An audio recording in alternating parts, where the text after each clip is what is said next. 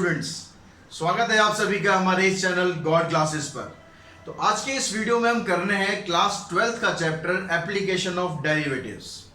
अब application of derivative के अंदर कई इंपॉर्टेंट टॉपिक्स हैं। उसके अंदर से एक टॉपिक है टेंजेंट एंड नॉर्मल। अब टेंजेंट एंड नॉर्मल का जो क्वेश्चन आता है सीबीएसई बोर्ड एग्जाम में लगभग 4 मार्क्स का क्वेश्चन आता है। तो आज हम इसका कंसेप्ट समझेंगे, कुछ क्वेश्चंस करेंगे ताकि आप इससे फेमिलियर हो सके कि टेंजेंट और नॉर्मल एक्चुअली में क्या है।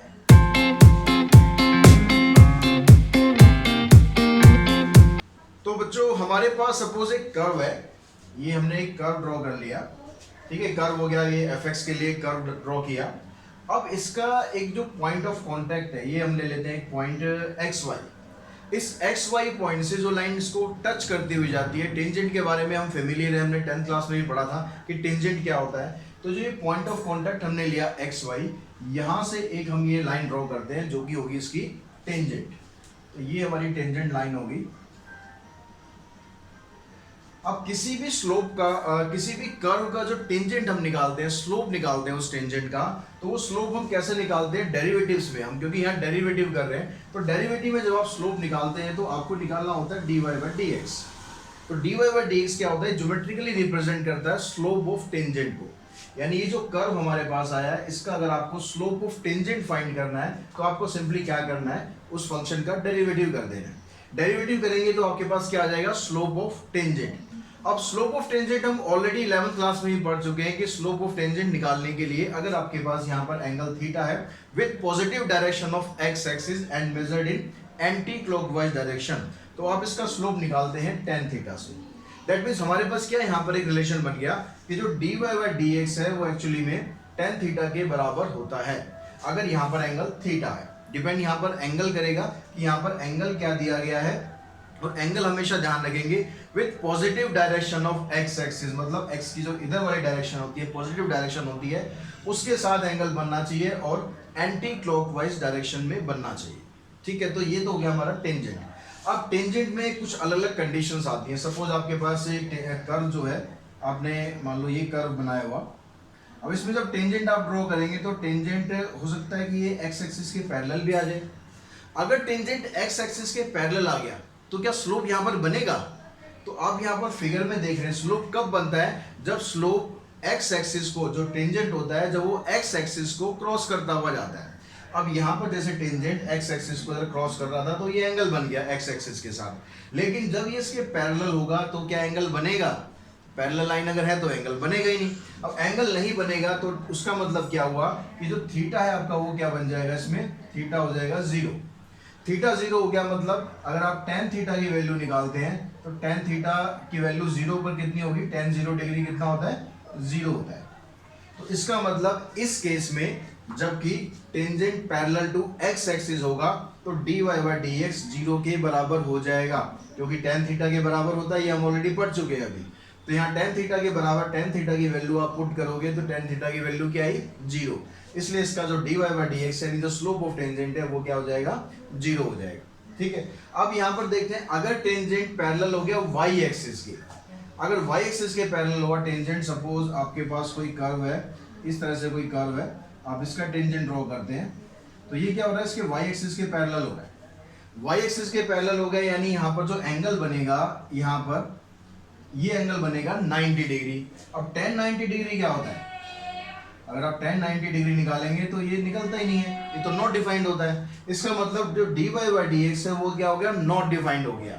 अब नॉट डिफाइंड में अगर आप कोई भी नंबर है, अगर वो नॉट डिफाइंड है, उसका आप रेसिप्रोकल निकालते हैं तो क्या आता है? उसका रेसिप्रोकल क्या आता है? 0 आता है। तो यानी यहाँ से हमारे पास कंक्लूजन ये आ गया कि जो dx/dy है वो 0 के बराबर दिया हुआ है।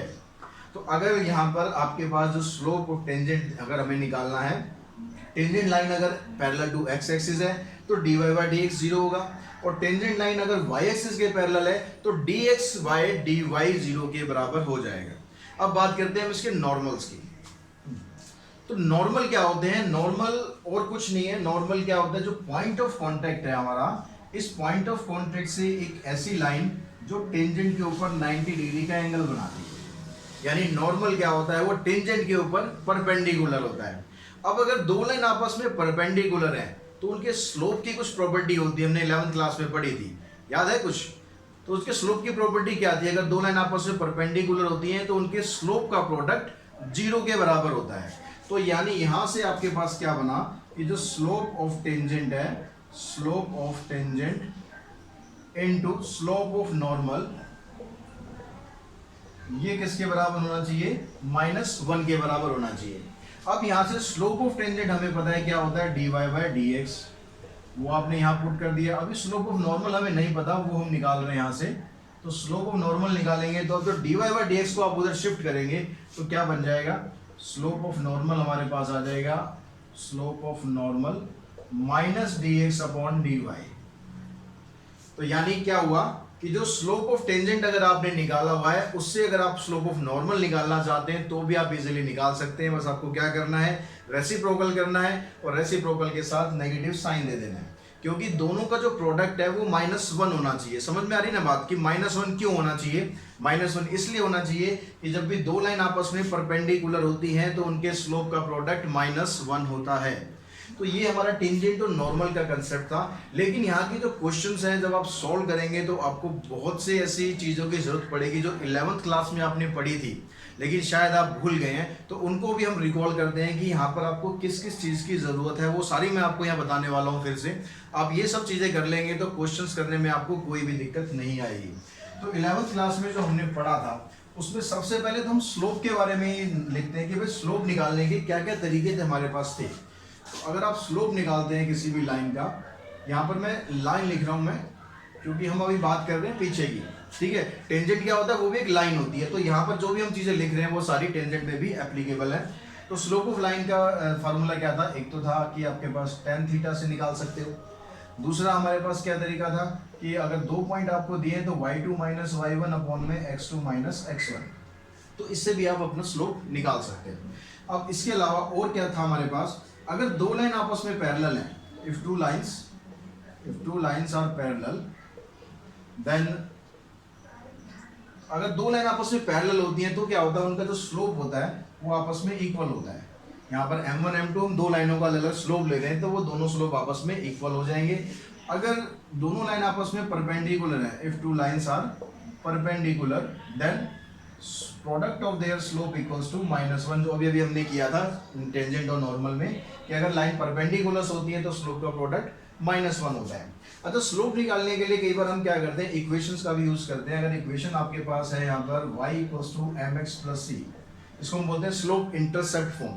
तो इस स्लोप इंटरसेप्ट फॉर्म में जो x का कोफिशिएंट होता है ये यहाँ पर स्लोप का काम करता है, ये स्लोप होता है। तो अगर आपको इक्वेशन दी हुई है तो उससे भी आप, लीनियर इक्वेशन दी हुई है तो उससे भी आप स्लोप निकाल सकते हैं।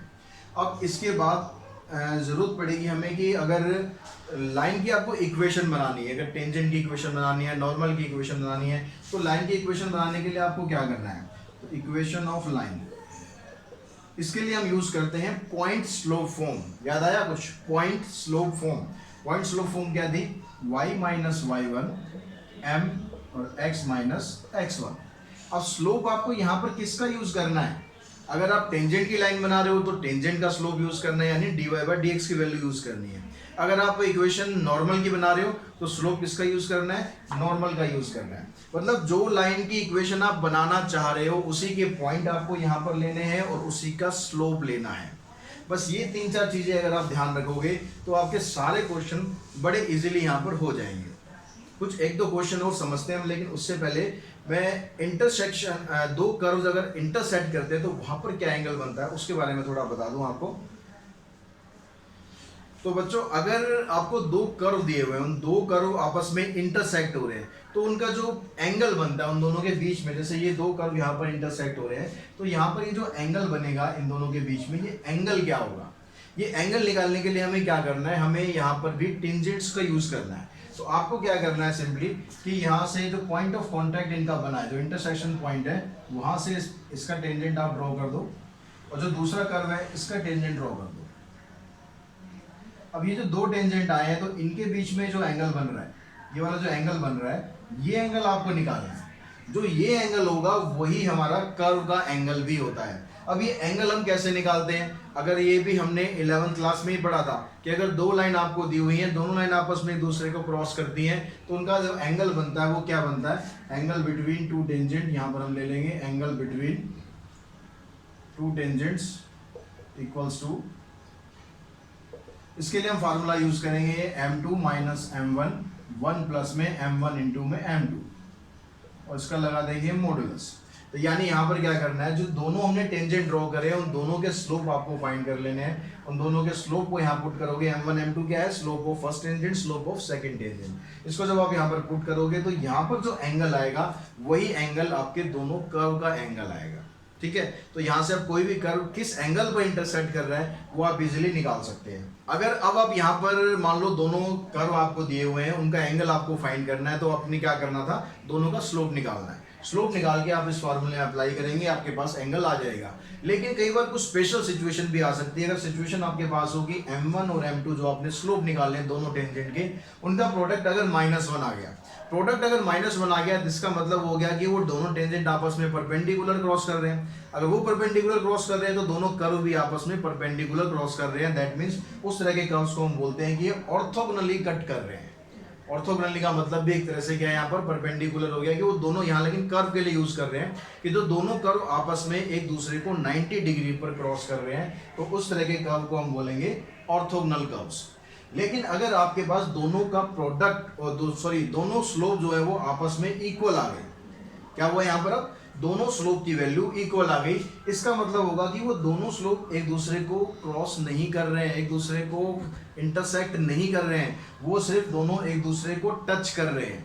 ठीक है, टच कर रहे हैं कैसे, मान लो आपने यहाँ पर एक कर्व आपने ये बना दिया और एक कर्व मान लो आपने ये बना दिया, दोनों टच कर रहे हैं, तो इनका जो ये वाला पॉइंट होगा, इसी पॉइंट से इसका टेंजेंट जाएगा और इसी पॉइंट से इसका भी टेंजेंट जाएगा, यानी ये टेंजेंट होगा दोनों का कॉमन टेंजेंट हो जाएगा। अगर टेंजेंट कॉमन हो गया दैट मीन्स दोनों का स्लोप आपस में इक्वल आ जाएगा। तो यानी अगर आपके पास दोनों स्लोप निकाले आपने और वो इक्वल आ रहे हैं तो कर्व आपस में टच करेंगे, और अगर उनका प्रोडक्ट -1 आ रहा है तो दोनों कर्व आपस में ऑर्थोगोनल कट करेंगे। तो ये सारा हमारा कंसेप्ट था। तो हम कुछ क्वेश्चंस और कर लेते हैं जिससे आप इसको और इजीली समझ पाएंगे कि क्या कंसेप्ट आपको यूज करना है क्वेश्चंस में। तो बच्चों ये 2 क्वेश्चन हम यहाँ पर ले रहे हैं अभी फिलहाल। तो इन दोनों क्वेश्चंस में आपको पहले में करना क्या है, find the slope of tangent. Slope of tangent निकालना है to the curve y equals to this at the point whose x coordinate is 2, यानी आपको जो पॉइंट दिया हुआ है उसमें x की वैल्यू आपको 2 दी हुई है। तो दैट मींस अब यहाँ से अगर आपको स्लोप निकालना है तो सबसे पहला सबसे इंपॉर्टेंट काम क्या है, आपको उसका डेरिवेटिव करना है। तो डेरिवेटिव आप इजीली कर सकते हैं। तो इसका आप डेरिवेटिव करेंगे यहाँ dy/dx, तो ये क्या आ जाएगा 3x² - 1। तो ये हमने डेरिवेटिव कर दिया। अब क्योंकि ये जो डेरिवेटिव करने पर हमें क्या मिलेगा, स्लोप मिलेगा। और पॉइंट क्या दे रखा है आपको, पॉइंट दे रखा है 2। तो यहाँ पर हम क्या लिखेंगे, therefore slope of tangent at x equals to 2। इसका मतलब क्या हो गया कि आप इसको ऐसे भी लिख सकते हो कि dy/dx, और यहाँ पर आप दिखा दो ऐसे x इक्वल्स टू 2, दोनों का मतलब एक ही है। तो यहाँ पर आपको बस क्या करना है, सिंपली जो x है उसकी जगह पर 2 पुट कर देना है। 3 इंटू में 2² - 1 यानी 4 3 12 - 1 11। तो इसका जो स्लोप है वो आ जाएगा आपके पास 11। अब देखो सेकंड क्वेश्चन देखते हैं, थोड़ा इंटरेस्टिंग क्वेश्चन है। Find A point on the curve. Point आपको फाइंड करने में दैट मींस आपको x y दोनों की वैल्यू फाइंड करनी है। कर्व आपको दिया हुआ है at which the tangent is parallel to the chord joining the point this and this, यानी यहाँ पर जो टेंजेंट आ रहा है वो क्या हो रहा है, मान लो फिगर से आप समझो, जैसे ये आपके पास एक कोई कर्व है और इसका ये टेंजेंट है। ठीक है, ये टेंजेंट क्या है, ये tangent is parallel to the कोड joining the point this and this. तो ये जो पॉइंट है मान लो 2 0 आपका यहाँ आ गया, मैं अभी एज इट इज बस ऐसे रफली ले रहा हूँ, तो ये आपकी एक कोड आ गई। तो अब ये जो टेंजेंट आ रहा है हमारा, ये टेंजेंट इस कोड के पैरेलल है। अब जो 2 लाइन जब आपस में पैरेलल होती हैं तो क्या प्रॉपर्टी हम यूज करते हैं कि उनका जो स्लोप है वो इक्वल होना चाहिए। तो बस आपको यही प्रॉपर्टी यहाँ पर लगानी है। तो पहले आप क्या करो, इसका स्लोप निकाल लो। तो स्लोप ऑफ कोड यहाँ लिख देते हैं answer, slope of code joining the point 2 0 and 4 4। तो अब जब 2 पॉइंट होते हैं तो स्लोप कैसे निकालते हैं, हमने अभी डिस्कस भी किया था पीछे, y2 - y1 y2 - y1 और x2 - x1। तो यहाँ से आप सॉल्व करेंगे 4/2 यानी 2 आ जाएगा। ठीक है, अब ये आ गया आपके पास कोड का स्लोप। अब आपको क्या करना है, टेंजेंट का स्लोप निकालना है। टेंजेंट के स्लोप के लिए क्या करना है, आपको इसका डेरिवेटिव करना है। तो डेरिवेटिव आप करोगे तो ये आ जाएगा dy by d x equals to 2x minus 2। X का करेंगे तो 1 हो जाएगा, यानी ये आपका कंप्लीट डेरिवेटिव हो गया। तो देयरफॉर स्लोप ऑफ टेंजेंट क्या बना आपका, स्लोप ऑफ टेंजेंट आ गया 2 इंटू में x माइनस 2। अब क्वेश्चन में गिवन है कि जो टेंजेंट है वो कोड के पैरेलल है, तो आप यहां पर ये कंडीशन दे देंगे because tangent is parallel to given कोड। अब ये कोड के अगर पैरेलल है तो इसका मतलब क्या होगा कि जो टेंजेंट का स्लोप है, slope of tangent equals to slope of कोड, दोनों इक्वल आ जाएंगे। अब टेंजेंट का स्लोप क्या था आपके पास, टेंजेंट का स्लोप था ये 2 इंटू में x माइनस 2, तो आपने यहां पर इसको रखा 2 into x minus 2 equals to में कोड का स्लोप। कोड का स्लोप क्या है हमारे पास, ये 2 है, 2 से 2 कैंसिल करा हमने, x minus 2 equals to 1, x की वैल्यू आ गई 3। अब x की वैल्यू 3 आ गई तो हमें करना क्या था, पॉइंट निकालने थे। पॉइंट के लिए आपको क्या करना है, 3 को यहाँ पुट कर देना है, तो y की वैल्यू क्या आ जाएगी 3 माइनस 2 और उसका होल स्क्वायर करोगे तो 1 आ गया। तो पॉइंट आपका क्या बन गया 3 1।